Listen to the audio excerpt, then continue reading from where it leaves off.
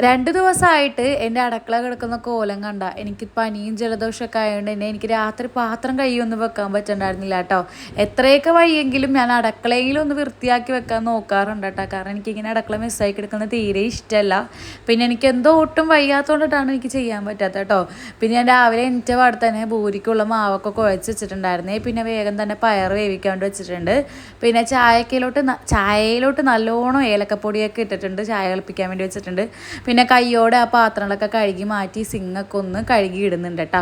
പിന്നെ നമ്മളെ ചായ ഇവിടെ സെറ്റായി വന്നിട്ടുണ്ട്. പിന്നെ പയറിലോട്ട് ചെറിയ ഉള്ളി ഞാൻ ഒലിച്ച് ചെറുതായിട്ട് അരിഞ്ഞു വെക്കുന്നുണ്ട് കേട്ടോ, കുത്തി മൂപ്പിക്കാൻ വേണ്ടിയിട്ടാണ്. ചായ ചൂടാറാണ്ടിരിക്കാൻ വേണ്ടിയിട്ട് വേറൊരു പാത്രത്തിലോട്ട് ഒഴിച്ചിട്ട് അതൊന്ന് മൂടി വെക്കുന്നുണ്ട്. പിന്നെ നമ്മുടെ മാവ് റെസ്റ്റ് ചെയ്യാൻ വേണ്ടി വെച്ചത് കുറച്ചേരം കഴിഞ്ഞെടുത്തപ്പോഴത്തേക്ക് നല്ല സോഫ്റ്റ് ആയിട്ടുണ്ടായിരുന്നു കേട്ടോ.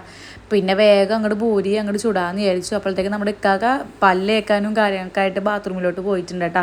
അങ്ങനെ ഇക്കാക്കുള്ള പൂരിയൊക്കെ നല്ല ചൂടോടെ ചുട്ടോണ്ടിരിക്കുമ്പോഴാണ് ചവറാരും വന്നത്. പിന്നെ ചവറും കൊടുത്ത് നേരെ ഇക്കാക്കുള്ള പൂരിയും അതുപോലെ തന്നെ പയററിയൊക്കെ വെച്ച് കൊടുത്തിട്ടുണ്ടായിരുന്നു കേട്ടോ. ഞാനും അതിനൂസ് ഇപ്പോൾ ഫുഡ് കഴിക്കൂല, കാരണം ഇക്കാക്കൊക്കെ പോയി കഴിഞ്ഞിട്ട് സമാധാനത്തിൽ നല്ല പൂരി ചുട്ട് കഴിക്കുള്ളൂ കേട്ടോ. ചൂടോടെ കഴിക്കാൻ എനിക്കിഷ്ടം. പിന്നെ ഞാൻ കയറി വന്നപ്പോൾ എനിക്കുള്ള ചായ ഇക്കാക്ക് എടുത്തിട്ട് വന്നിട്ടുണ്ടായിരുന്നേ.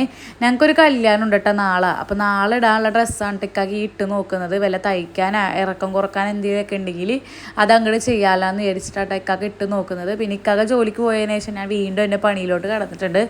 വേഗം ഗ്യാസ് സ്റ്റൗവൊക്കെ തിണ്ണേക്കിട്ടൊന്ന് തുടച്ച്, പിന്നെ കുറച്ച് പാത്രങ്ങൾ പരന്നിട്ടുണ്ടായിരുന്നു, അത് കയ്യോടെ അങ്ങോട്ട് കഴുകി വെച്ചിട്ട് എനിക്കും അതിനനുസരിച്ചുള്ള പൂരി ഇതാ ചൂടോടെ തന്നെ ചുട്ടെടുക്കുകയാണ് കേട്ടോ.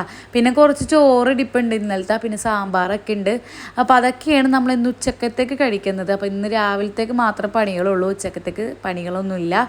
അപ്പോൾ അത്രയേ ഉള്ളൂ നമ്മൾ കുഞ്ഞു വീഡിയോസ്. നമ്മളെ വീഡിയോസ് പുതിയതായിട്ട് ആരും കാണുന്നുണ്ടെങ്കിൽ, നമ്മൾ വീഡിയോ ഇഷ്ടപ്പെടുകയാണെന്നുണ്ടെങ്കിൽ നമ്മൾ ചാനലൊന്ന് ചെക്ക് ചെയ്ത് നോക്കിയിട്ട് നിങ്ങൾക്ക് ഇഷ്ടപ്പെടുകയാണെന്നുണ്ടെങ്കിൽ ഒന്ന് സബ്സ്ക്രൈബ് ചെയ്ത് സപ്പോർട്ട് ചെയ്യാൻ മറക്കരുത്. അപ്പോൾ പുതിയൊരു വീഡിയോ ആയിട്ട് ബൈ.